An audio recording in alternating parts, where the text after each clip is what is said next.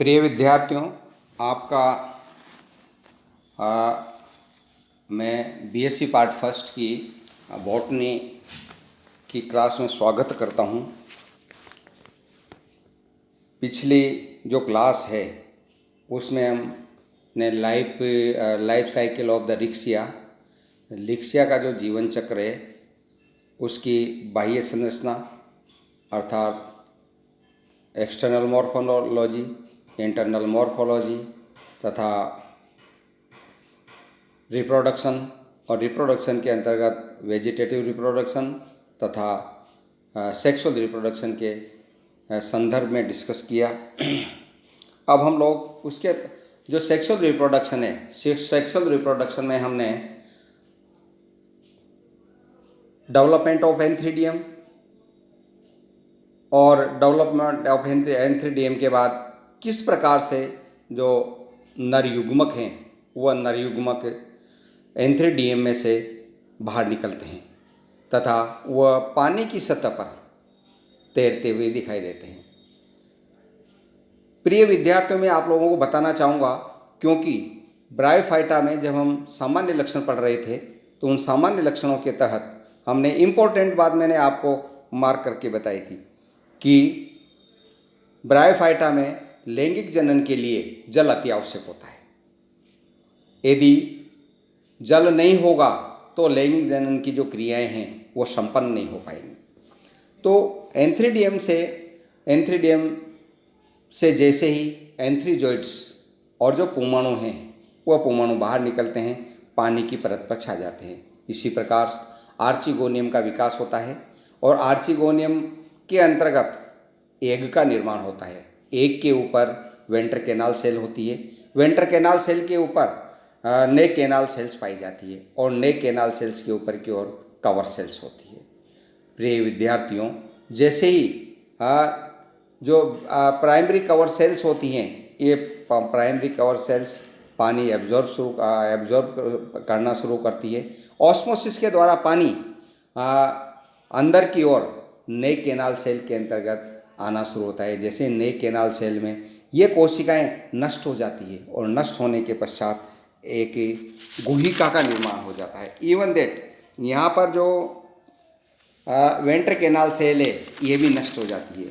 जैसे ही पानी की परत पानी जहाँ होता है और पानी की परत के साथ ही बहुत सारे जो एंथ्रीजोइड्स होते हैं, जो पुमाणु होते हैं, ये पुमाणु आर्चिगोनियम में प्रवेश कर जाते हैं। जैसे ही ये आर्चिगोनियम में प्रवेश करते हैं तो उनमें से कोई एक पुमाणु जो अपनी साबिकाएँ गिराता है और साबिकाएँ गिराने के पश्चात वो जो आर्चिगोनियम के निचले भाग में जो एक गदाकार भाग है, उस गदाकार भाग में जो अंड कोशिका है, उस अंड कोशिका के सामीप्य में आता है और उसमें सामीप्य में आने के पश्चात पहले जो एक सेल और जो पुमाणु की जो सेल होती, जो भित्ति होती है, वह भित्ति विलीन हो जाती है और भित्ति विलीन होने के पश्चात जो दोनों केंद्रक हैं, एक तो पुमाणु का केंद्रक और एक अंड सेल का केंद्रक, ये दोनों केंद्रक फ्यूज हो देते हैं, आपस में संलयन कर जाते हैं और संलयन करने के पश्चात एक द्विगुणित जाइगोट का निर्माण करते हैं। इस प्रकार से फर्टिलाइजेशन के तहत इसमें एक जाइगोट का निर्माण हो जाता है। इसीलिए हम कहते हैं कि sporocyte is a mother cell of gametophyte. तो यहाँ पर जैसे द्विगुणित बीजाणु का निर्माण होता है, निषिक्तांड का निर्माण होता है, इसे हम बीजाणुद्भिद अवस्था के नाम से जानते हैं। निषेचन के तुरंत पश्चात निषिक्तांड आमाप में वृद्धि करता है, अंडदा की संपूर्ण गुहिका को घेर लेता है और इसी समय ये अपने चारों ओर एक भित्ति स्रावित करता है, जिससे निषिक्तांड के निर्माण से अंडदा की भित्ति की कोशिकाएं उद्दीप्त होकर परिणतिक तथा अपनतिक विभाजनों द्वारा शिशु बीजाणुद्भिद को चारों ओर दो स्तरीय गोपक बना लेती है, जिसको हम कैलिप्ट्रा के नाम से जानते हैं। अब हम यहाँ पर जो द्विगुणित बीजाणुद्भिद का निर्माण हुआ है, इसमें हम यहाँ पर ये जो स्पोरोसाइट कहलाता है, स्पोरोसाइट के अंतर ये जो स्पोरोफाइट, अब यहाँ पर बीजाणुद्भिद का विकास अर्थात डेवलपमेंट ऑफ स्पोरोफाइट का अध्ययन हम करेंगे। निषिक्तांड में प्रथम अनुप्रस्थ विभाजन होने से दो समान आमाप की दो कोशिकाएं बनती है। इनमें से दूसरा विभाजन पहले विभाजन के समकोण पर होने से चार कोशिकाओं का निर्माण हो जाता है और ये चारों कोशिकाएं चतुष्क के नाम से जानी जाती है। कभी कभी दूसरा विभाजन पहले विभाजन के समानांतर होने से चतुष्कांक के स्थान पर एक चार कोशिकीय रेखिक तंतु भी बन जाता है। चतुष्कांक में तीसरा विभाजन उदग्र भित्ति द्वारा होने से 8 कोशिकीय भ्रूण बनता है। इसे भ्रूण की अष्टांशक अवस्था के नाम से जानते हैं। ये सेल अनियमित रूप से विभाजित होकर 20 से और 40 कोशिकाओं का एक पिंड बनाती है। इस पिंड की पृष्ठीय कोशिका में परिणतिक विभाजन होने से बाहर की ओर एक परिधीय बहिस्तीशियम अर्थात एम्फीथीशियम तथा भीतर की ओर एंडोथीशियम अर्थात अंतस्तीशियम निर्मित होती है। बहिस्तीशियम की कोशिकाएं केवल अपनतिक विभाजन द्वारा एक स्तरीय बंदे जैकेट का निर्माण करती है तथा अंतस्तीशियम की कोशिकाएं आर्चिस्पोरियम सेल्स या प्रप्रसूतक कोशिकाओं के रूप में कार्य करती है। इन कोशिकाओं में विभाजन होने से बीजाणुजन उत्तक कोशिकाओं का निर्माण होता है। इस उत्तक की अधिकांश कोशिकाएं बीजाणु मात्र कोशिकाएं, ये बीजाणु पूर्व कोशिकाएं या स्पोरोसाइट के नाम से जानी जाती है। लेकिन बीजाणुजन उत्तक की कुछ कोशिकाएं जिन्हें हम नर्स सेल कहते हैं, इन नर्स सेल को हम धात्री कोशिकाएं भी कहते हैं। अर्थात इन सेल्स का जो कोशिका द्रव्य है, कोशिका द्रव्य धानी युक्त होता है और ये विकासशील स्पोरोफाइट को पोषण प्रदान करती है। इसीलिए इनको नर्स या धात्री कोशिकाओं के नाम से जानते हैं। ये जो कोशिकाएं हैं धात्री कोशिकाओं को इलेटर्स की पूर्व कोशिकाएं भी माना जाता है। अर्थात हम जब अगला स्टेज का पढ़ते हैं तो बीजाणुद्भिद के विकास के अंतर्गत नेक्स्ट अवस्था आती है स्पोरोजेनेसिस। प्रत्येक सहकारी कोशिका मात्र कोशिका का जीव द्रव्य संकुचित होकर कोशिका के केंद्र में एकत्रित हो जाता है। इस सेल के अर्धसूत्रण से 4 अगुणित बीजाणु निर्मित होते हैं। हर सूत्री विभाजन 2 चरणों में होता है। प्रथम चरण में गुणसूत्रों की संख्या आदि तथा द्वितीय चरण में सामान्य रूप से समसूत्री विभाजन होता है। इसके परिणाम स्वरूप 4 अगुणित कोशिकाएं बन जाती है, 4 अगुणित बीजाणु बन जाते हैं, जिन्हें हम टेट्राहेड्रल टेट्रेड के नाम से जानते हैं। ये अर्थात उसी व्यवस्था में होता है। ये आपके सामने जो चित्र दिया गया है उसमें स्पष्ट रूप से बीजाणुद्भिद का विकास स्पष्ट रूप से दिखाई देता है। जैसे कि द्विगुणित बीजाणुद्भिद द्विगुणित ऊस्पोर बन जाता है। इस ऊस्पोर में ट्रांसवर्स डिवीजन होता है जिससे 2 कोशिकाएं बन जाती है। फिर एक वर्टिकल डिवीजन हो जाता है जिससे 4 कोशिकाएं बन जाती है। इसे हम क्वाड्रेंट के नाम से जानते हैं। और प्रत्येक कोशिकाएं एक दूसरे में उदग्र विभाजन होने से ये 4 से 8 कोशिकाएं बन जाती है। इसलिए इसको हम ऑक्टेंट स्टेज के नाम से जानते हैं। इनमें से जो बाहर की और जो कोशिकाएं होती है उनमें वो ऑक्टेंट की प्रत्येक कोशिका में परिणतिक विभाजन होने से बाहर की ओर एम्फीथीशियम का निर्माण हो जाता है और भीतर की ओर एंडोथीशियम का निर्माण हो जाता है। जो एंडोथीशियम की जो बाई एम्फीथीशियम की जो कोशिकाएं हैं इनमें एंटीक्लिनल डिवीजन होता है। अपनतिक विभाजन होने से जो भीतर की ओर एंडोथीशियम की जो कोशिकाएं हैं ये जो इनके चारों ओर एक आवरण बन जाता है तथा इसके भीतर की ओर जो एंडोथीशियम की कोशिकाएं हैं ये अनियमित रूप से विभाजित होकर स्पोरोजिनस टिश्यू का निर्माण करती है। और ये जो एम्फीथीशियम की जो ये बनाए इसके बाहर की जो कोशिकाएं उद्दीप्त होकर कैलिप्ट्रा का निर्माण कर लेती है। इस प्रकार से भीतर की ओर जैसे जो पूरी स्पोरोसाइट जो कोशिकाएं हैं इन स्पोरोसाइट कोशिकाओं में मियोसिस होता है और मियोसिस होने के पश्चात प्रत्येक स्पोरोसाइट द्विगुणित कोशिका से 4 अगुणित कोशिकाओं का निर्माण हो जाता है।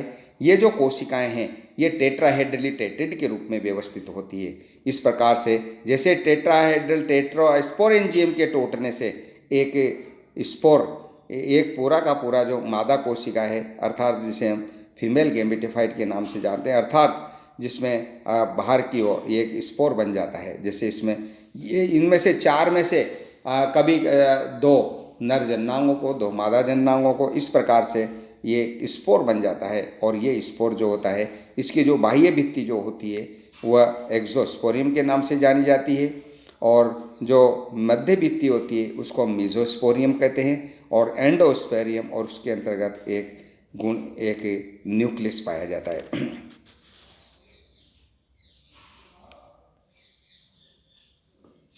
अब यहाँ पर जैसे स्पोर बन जाता है तो इसमें बीजाणुउद्भिद की जो संरचना है उसके ऊपर हम स्पोरोजेनेसिस के बाद बीजाणुउद्भिद की संरचना पर डिस्कस करते हैं। रिक्सिया का जो परिपक्व बीजाणुउद्भिद है वह गैमेटोफाइट की अपाक सतह पर अंतःस्थापित होते हैं। इसके स्पोरोफाइट में फूट सीटा अनुपस्थित होते हैं। बीजाणु कोष में बीजाणु मात्र कोशिकाएं एक स्तरीय भित्ति से घिरी रहती है तथा बीजाणु कोष के चारों ओर एक द्विस्तरीय कैलिप्ट्रा का आवरण पाया जाता है। बीजाणु मात्र कोशिका में विभाजन से पूर्व बीजाणु कोशिका भित्ति विघटित हो जाती है और कुछ समय पश्चात कैलिप्ट्रा की अंतःभित्ति भी नष्ट हो जाती है। इस प्रकार परिपक्व बीजाणुउद्भिद में एक स्तरीय कैलिप्ट्रा के भीतर अनेक बीजाणु चतुष्क देखे जा सकते हैं। अब यहाँ पर बीजाणु कोष का स्फुटन, जैसे बीजाणु कोष का किस प्रकार से स्फुटन पाया जाता है। रिक्सिया का बीजाणु कोष कैलिप्ट्रा के सड़ने व गलने से स्फुटित हो जाता है, जिससे बीजाणु चतुष्क एवं बीजाणु मुक्त हो जाते हैं। बीजाणुओं की संरचना एवं अंकुरण, अधिकांश जातियों में बीजाणु टेट्राहेड्रल टेट्रिड के रूप में व्यवस्थित होते हैं। प्रत्येक बीजाणु एक कोशिकीय, एक केंद्रिकीय, पिरामिड आकार का होता है। इनका व्यास 0.05 से 0.12 mm तक होता है। बीजाणु की कोशिका भित्ति 3 परतों में विभेदित होती है। सबसे बाहरी जो परत वह क्यूटीन युक्त एवं अलंकृत होती है, जिसे हम एक्सोस्पोरियम कहते हैं, और मध्य परत 3 समकेंद्रीय परतों में निर्मित होती है, मीजोस्पोरियम, तथा भीतर की परत एंडोस्पोरियम कहलाती है। इनमें से सबसे पहले बहिश्चोल अर्थात एक्सोस्पोरियम, मध्यचोल, अंतःचोल सबसे बाद में बनती है। अंकुरण, बीजाणु का अंकुरण। बीजाणु का अंकुरण जल की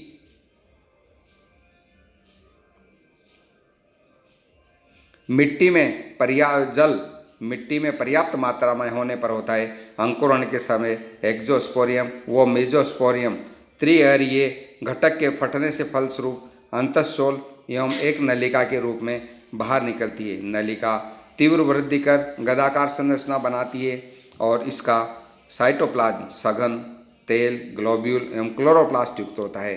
तत्पश्चात जर्मिनेट के शीर्ष पर एक अनुप्रस्थ विभाजन होने से 2 कोशिकाएं निर्मित हो जाती है। इसके पश्चात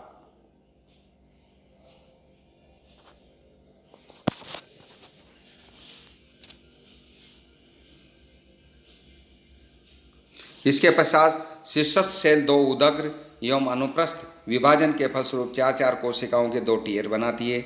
ऊपरी टीयर की कोशिकाएं विभाजित होकर अनेक सेल बनाती है, जिनमें से एक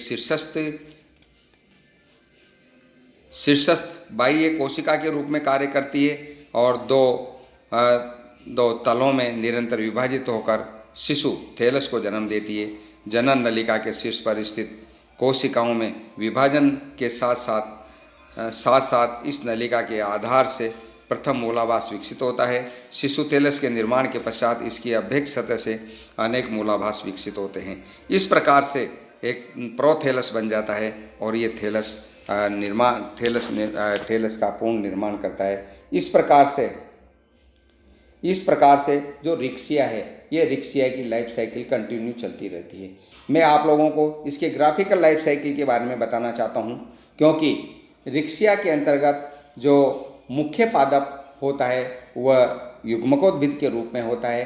जो युग्मकोद्भिद थैलस होता है, यदि मोनोसियस थैलस हुआ तो एक ही थैलस पर नर और मादा अर्थात पुबध्वानी और आर्चिगोनियम दोनों का निर्माण एक पर ही होता है। यदि थैलस डायोसिस हुआ तो एक थैलस पर नर जननांगों का निर्माण होगा, दूसरे थैलस पर मादा जननांगों का स्त्रीधानी का निर्माण होता है। और यहाँ पर जब फर्टिलाइजेशन होता है, फर्टिलाइजेशन के लिए जल की अति आवश्यकता होती है और यहाँ पौधानी से बहुत सारे लाखों के और करोड़ों की तादाद में पोमनो निकलते हैं जो जल की सतह पर तैरते रहते हैं। जैसे परिपक्व आर्चिगोनियम के संपर्क में जैसे उसमें नए कैनाल, वेंट्र कैनाल और प्राइमरी कवर सेल के चौड़े होने की वजह से इस नाल के द्वारा बहुत सारे परमाणु प्रवेश कर जाते हैं और जाइगोट बन जाता है। यहाँ पर ये जो जाइगोट है, इस जाइगोट को हम zygote is a mother cell of sporophyte के नाम से जानते हैं। ये जो जाइगोट है, इस जाइगोट में सीधा ही मियोसिस नहीं होता और यहाँ पर बीजाणुद्भिद का विकास होता है और बीजाणुद्भिद के विकास होने के पश्चात, क्योंकि रिक्शिया का जो बीजाणुद्भिद है उसमें फूट और सीटा दोनों का अभाव होता है, केवल कैप्सूल पाया जाता है और इसके कैप्सूल के चारों ओर एक आवरण होता है, एक जैकेट पाया जाता है और उसमें उसके भीतर की ओर स्पोरोजिनस का टिश्यू का निर्माण होता है। ये स्पोरोजिनस टिश्यू है, इसमें मियोसिस होता है और मियोसिस होने के पश्चात प्रत्येक जो द्विगुणित सेल है उसमें मियोसिस के पश्चात 4 अगुणित कोशिकाएं बन जाती है जो टेट्राहेड्रली टेट्रिड के रूप में व्यवस्थित होती है। जैसे स्पोरोफाइट का स्फुटन होता है और ये टेट्रास्पोरेंजियम टूटती है, स्पोर्स मुक्त होते हैं और ये मुक्त होने के पश्चात ये अगुणित स्पोर का निर्माण करते हैं। ये अगुणित स्पोर जो होता है ये अंकुरित होता है और अंकुरित होकर गैमेटोफाइट को बनाता है। इसीलिए जो अगुण हेप्लॉइड स्पोर जो होता है ये मदर सेल ऑफ गैमेटोफाइट होता है और जो जाइगोट होता है इस मदर सेल ऑफ स्पोरोफाइट होता है। इस प्रकार से हम पूर्ण रूप से रिक्शिया की लाइफ साइकिल के ऊपर डिस्कस करते हैं।